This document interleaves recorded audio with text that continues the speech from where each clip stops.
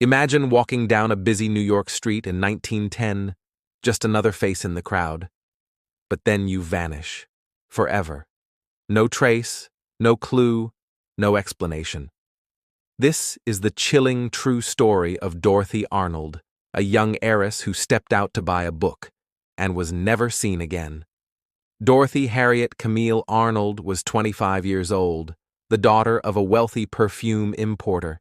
She moved in the highest circles of New York society, refined, elegant, and educated at Bryn Mawr College. But beneath the glittering parties and polite conversations, Dorothy harbored a secret ambition.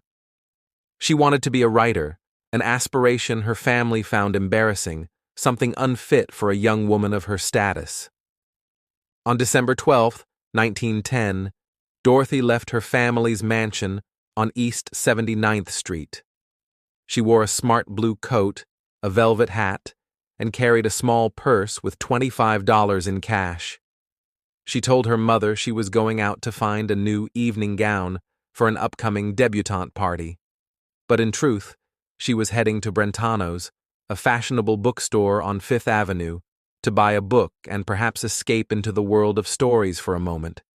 She arrived at Brentano's around 11 a.m., purchasing a light book titled Engaged Girl Sketches. As she left, she bumped into her friend Gladys King. Gladys later recalled that Dorothy seemed happy, calm, and in no hurry. Dorothy told her she planned to walk through Central Park to enjoy the winter air. They parted with smiles, but that was the last time anyone ever saw Dorothy Arnold. When Dorothy failed to return home by dinner, her family was concerned. But they feared the judgment of their high society friends. They told callers that Dorothy was visiting a relative in Boston. For weeks, they clung to that lie, hoping she would walk back through the door, safe and unharmed. When she didn't, her father, Francis Arnold, quietly hired the Pinkerton Detective Agency. The family finally admitted she was missing. The police were called in, and New York's newspapers devoured the story of the vanished heiress. Rumors spread like wildfire.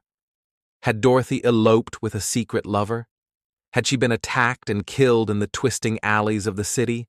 Or had she, burdened by a family that dismissed her dreams, chosen to disappear forever?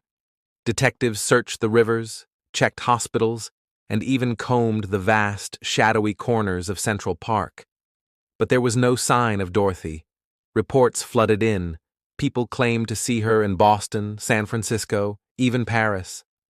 Letters arrived demanding ransom, promising clues, each one a cruel dead end.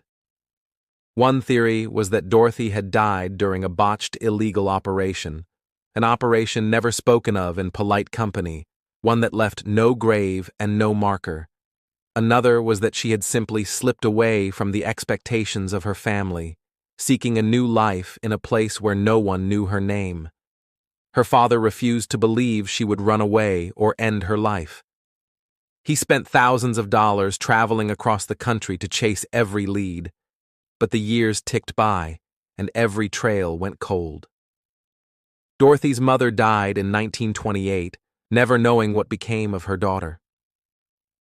Her father died in 1922, his last days spent with the hope that she would return, if only for a moment. Today, Dorothy Arnold's name is a ghostly echo in New York's history, a young woman swallowed by the endless streets of Manhattan. Her story is a mystery that still haunts the city's memory, a reminder that even in the brightest lights, the shadows are always waiting. Thank you for listening to The Lantern's Tale. If you enjoyed this true story, please like and subscribe to the channel. Join us next time, if you dare.